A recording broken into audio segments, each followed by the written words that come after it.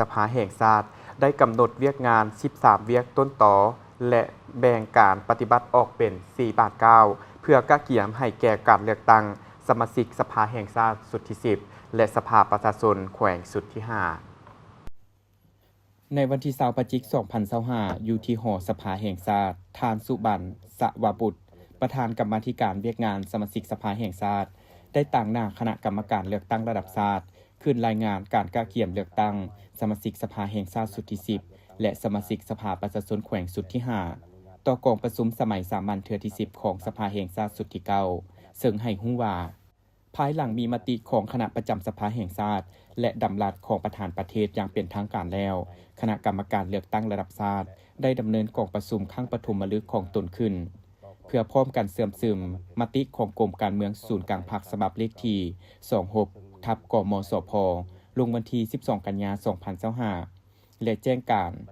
ทางการต่อบรรดาฐานคณะกรรมาธิการเลือกตั้งระดับชาติเกี่ยวกับมติของคณะประจำสภาแห่งชาติว่าด้วยการแต่งตั้งคณะกรรมการเลือกตั้งระดับชาติและพร้อมกันปรึกษาหารือห่าง4เอกสารคือทางมติของคณะกรรมการเลือกตั้งระดับชาติว่าด้วยการจัดตั้งและเคลื่อนไหวของคณะกรรมการเลือกตั้งระดับชาติทางมติของคณะกรรมการเลือกตั้งระดับชาติว่าด้วยการแบ่งงานภายในคณะกรรมการเลือกตั้งระดับชาติทางมติของคณะกรรมการเลือกตั้งระดับชาติว่าด้วยการแต่งตั้งบรรดาอนุกรรมการสิทธิหน้าที่ของคณะกรรมการเลือกตั้งระดับชาติและสร้างแผนดำเนินงานของคณะกรรมการเลือกตั้งระดับชาตินับแต่ได้รับการแต่งตั้งจนถึงกองประชุมครั้งปฐมฤกษ์ของสภาแห่งชาติสุดที่ 10 ซึ่งคณะกรรมการเลือกตั้งระดับชาติก็ได้ปรับปรุง4เอกสารและได้แถลงข่าวต่อสื่อมวลชนภายในเพื่อให้สื่อมวลชนได้นำเอาผลการแถลงข่าวนี้ไปโฆษณาให้สังคมรับทราบแต่หัวทีและพร้อมกันประกอบส่วนตามสิทธิหน้าที่และพันธะของตน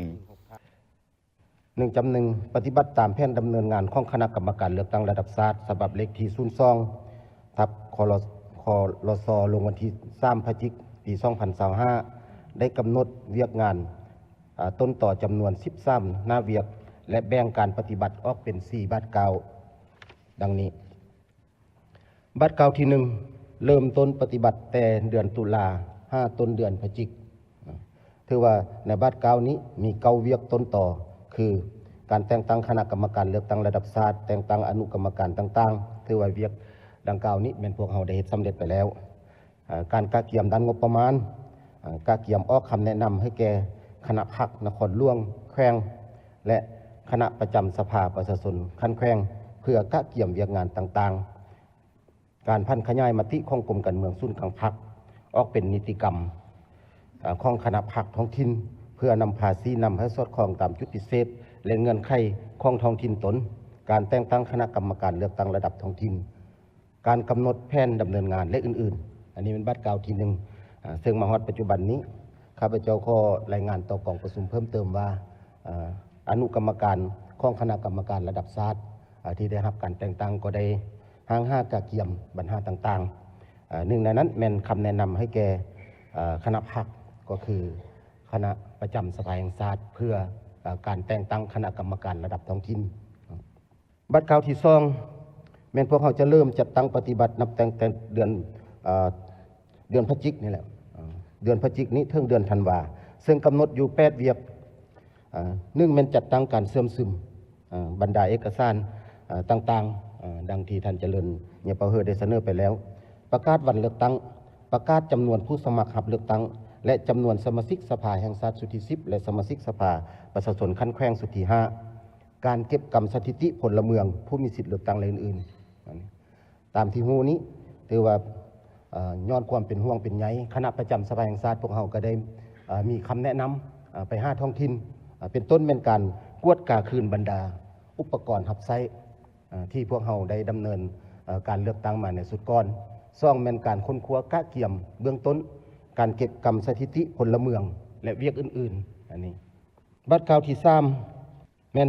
จะได้เริ่มจัดตั้งปฏิบัติแต่เดือนมังกรถึงท้ายเดือนกุมภาซึ่งได้กำหนดอยู่12เวียกในนี้แม่นขึ้นบัญชีผู้มีสิทธิ์ผู้บัญชีรายชื่อผู้สมัครรับเลือกตั้งเป็นสมาชิกสภาแห่งชาติสุดที่ 10และสมาชิกสภาประชาชนขั้นแขวงสุดที่ 5ในขอบเขตทั่วประเทศ และประกาศรายชื่อผู้สมัครสมาชิกสภาแห่งชาติสุดที่10สมาชิกสภาประชาชนขั้นแขวงสุดที่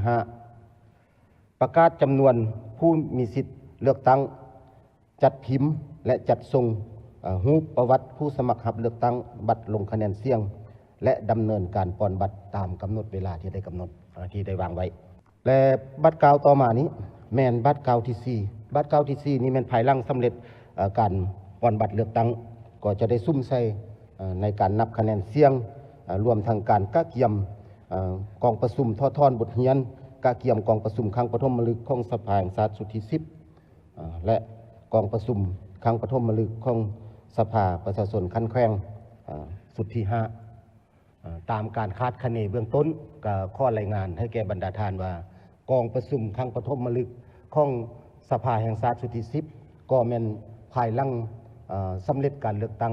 มือปอนบัตรเลือกตั้งไปเป็น1 เดือนและกองประชุมครั้งปฐมฤกษ์ของสภาประชาชนขั้นแขวงอันนี้พวกเขาก็กำหนดใส่คันทั่วไปแล้วก็สิแม่นอยู่ในระยะภายหลังสำเร็จกองประชุมสมัยกองประชุมครั้งปฐมฤกษ์ของสภาแห่งชาติสุดที่10แต่เทื่อนี้เว้าในเบื้องต้นพวกเขาจะไปคาใส่กันกับบุญปีใหม่ลาวฉะนั้นเนี่ยเห็นได้พวกเขาสู้สนให้สำเร็จกองประชุมครั้งปฐมฤกษ์ของสภาประชาชนขั้นแขวงนี้ก่อนการเริ่มฉลองปีใหม่ลาวเนาะเพื่อบ่ให้มันไปควบคู่ซะหั่นเฮ็ดให้มันแก่ยาวอย่างอื่นๆฉะนั้นก็ขอให้ทางท้องถิ่นนี้ได้ค้นคว้าเบื้องต้นไว้บรรทัดดังกล่าวนี้ท่านสุบัน